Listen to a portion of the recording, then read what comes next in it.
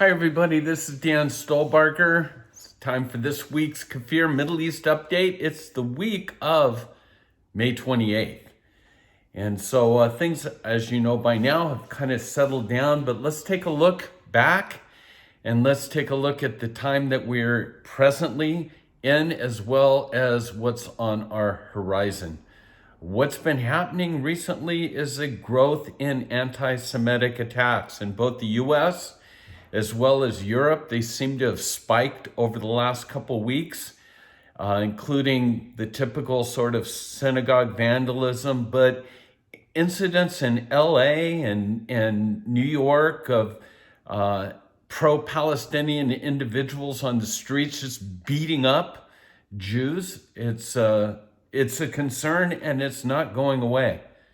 One of my biggest concerns is a report that just came out that talks about the U.S. evangelical support of Christians, that is, how it's dropped sharply. There was a survey out that said since 2018, backing for Israel has dropped from 75% to 33%. And again, the growth of the millennials, this is what the concern is. Nearly half of the evangelicals that are aged between 18 and 29 say that they favor the Palestinian state, and they voted Biden over Trump. And so again, a dramatic drop from 75% to 33%. The times they are a-changing, and not in a positive way. And then you've got the crazy, it's Balagan, it's crazy world that we live in, that you've got Bernie Sanders, a Jew, who's introducing a resolution in Congress to block an upcoming weapons sale to Israel. And it's just crazy what's taken place in our world now. Now, as we that's our news bites, and just a reminder that you want to get the PDF PowerPoint, a lot more information in the PowerPoint. You can get it either the link on the YouTube channel or on our website at holygroundexplorations.com. So we've talked about present.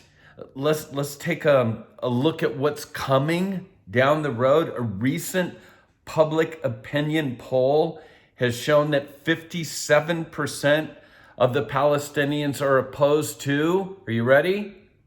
A two-state solution.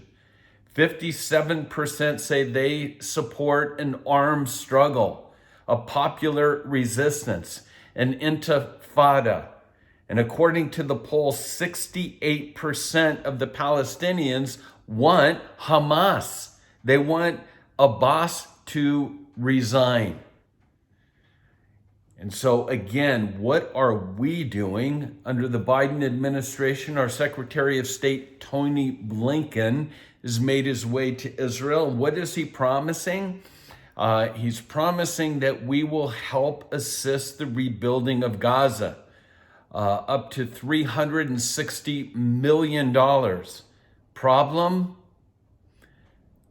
How are we going to know where that money actually goes? Oh, we're going to trust them. We're going to trust that this money doesn't fall into the hands of Hamas. Good luck with that. Take a look at the track record of how many millions of dollars have been given to Gaza.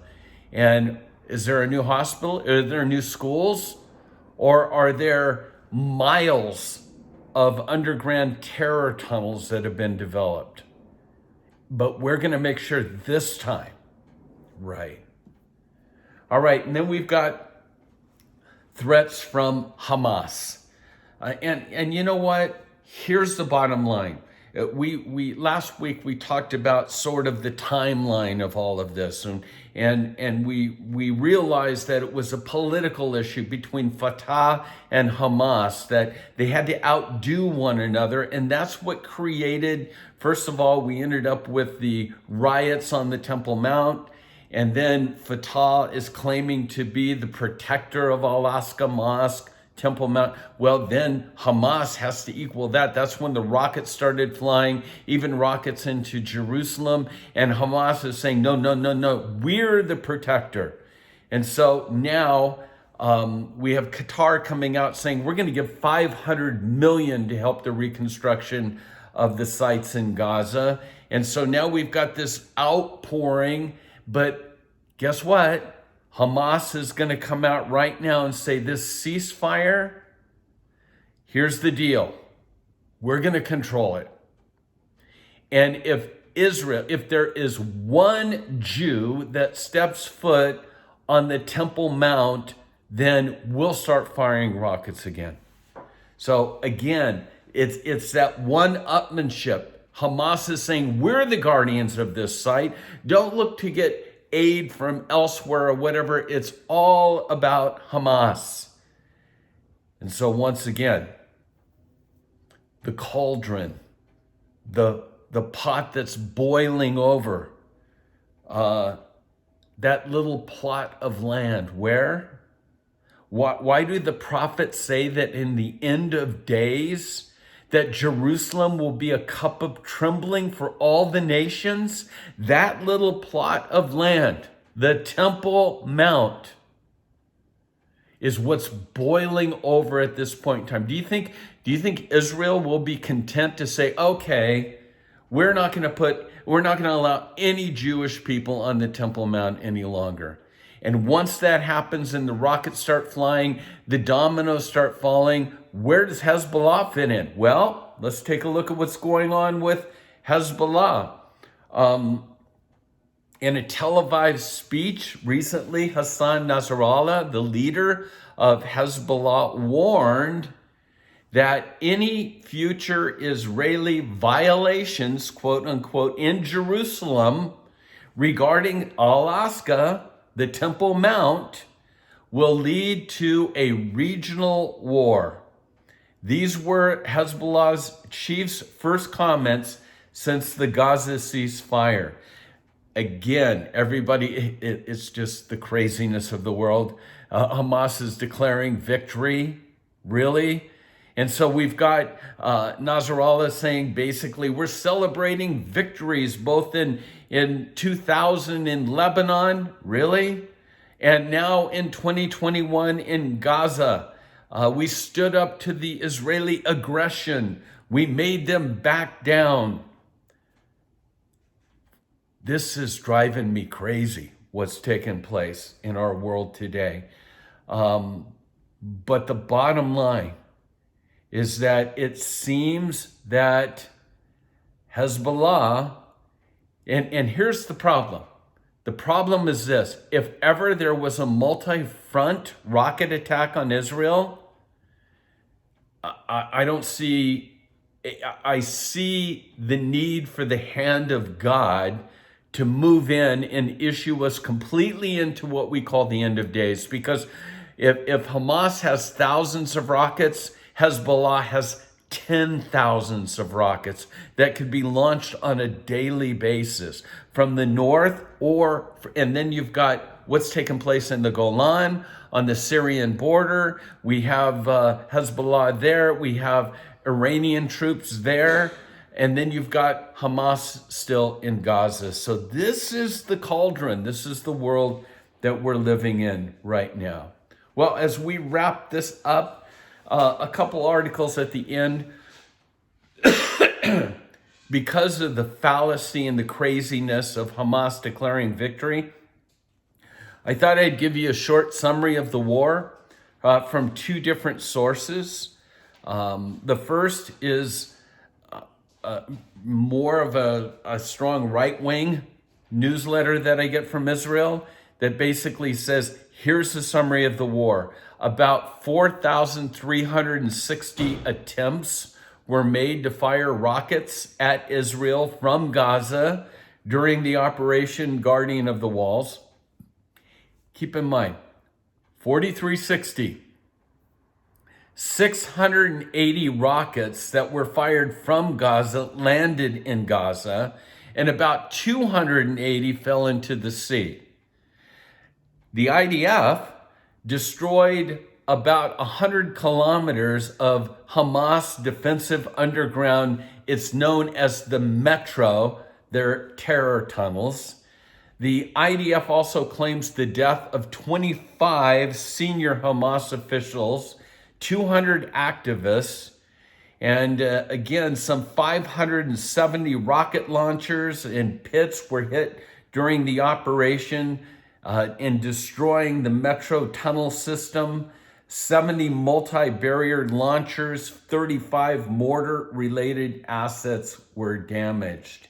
And then from our friends at Behold Israel, from Omar Safate, I read, prior to the ceasefire, right up to the very end, the IDF eliminated a last-ditch effort by Hamas militants seeking to enter Israel through a tunnel system.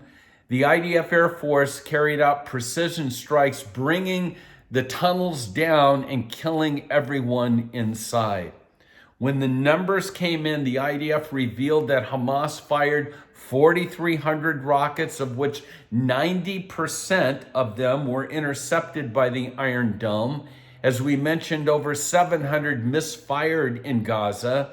A couple hundred terrorists had died.